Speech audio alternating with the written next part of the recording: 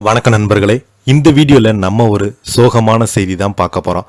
பெண்கள் வாழ தகுதியற்ற தமிழ்நாடு, நாங்க என்ன தப்பு செய்தோம்? அறந்தாங்கி நிசா ஆதங்கம். இணையதளத்தில் வைரலாகும் அவங்களுடைய வீடியோ. வாங்க என்ன தகவல் என்ன செய்தின்னு இந்த வீடியோவில் பார்க்கலாம். முதன் முறையாக நம்ம சேனலை ஃபஸ்ட் டைம் பார்க்குறீங்கன்னா சப்ஸ்கிரைப் பண்ணாதவங்கள சப்ஸ்கிரைப் பண்ணிக்கோங்க.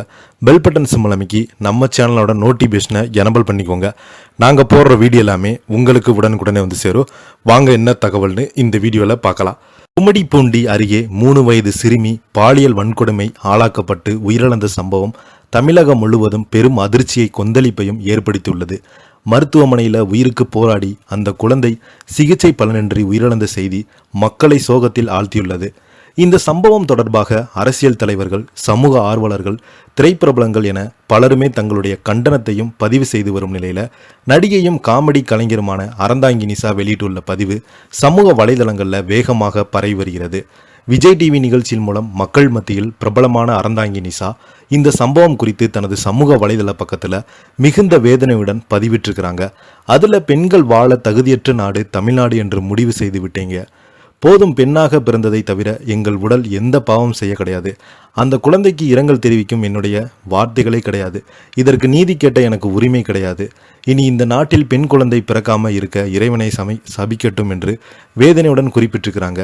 நிசாவினுடைய இந்த பதிவு வெறும் சமூக வலைதள பக்கத்தில் பதிவல்ல, ஒரு பெண்ணினுடைய வலி, ஒரு தாயினுடைய ஆதகம் என்று பலருமே கருத்து தெரிவித்து வருகிறாங்க. திருவள்ளூர் மாவட்டம் கும்மிடிப்பூண்டி அருகே பீகார் மாநிலத்தைச் சேர்ந்த தம்பதி ஒருவர் தங்களது 3 குழந்தையுடன் வசித்து வந்திருக்கிறாங்க.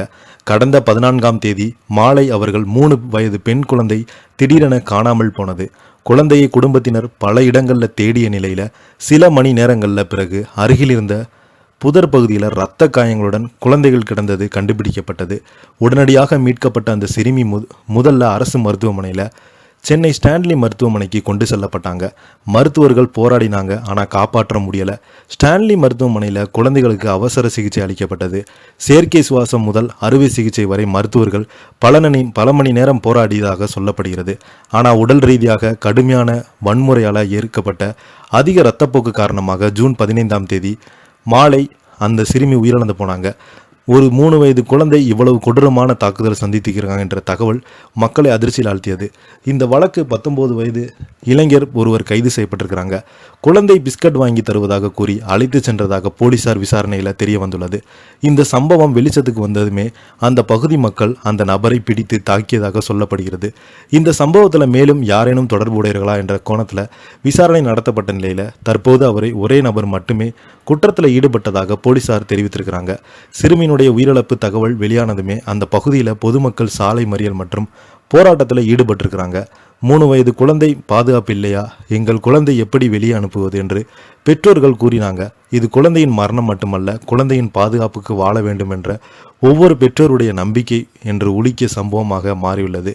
இந்த சம்பவம் தமிழகத்தை மீண்டும் உலுக்கியிருக்கிறது. பல்வேறு அரசியல் கட்சி தலைவர்கள் எதிர்ப்பு தெரிவித்து வருகிறாங்க, கண்டனங்களையும் பதிவு செய்து வருகிறாங்க. இதை பற்றி நீங்கள் என்ன கீழே உள்ள கமெண்ட் பாக்ஸில் மறக்காமல் பதிவிடுங்க. இந்த வீடியோ பற்றி நீங்கள் என்ன கீழே உள்ள கமெண்ட் பாக்ஸில் மறக்காமல் பதிவிடுங்க. நன்றி, வணக்கம்.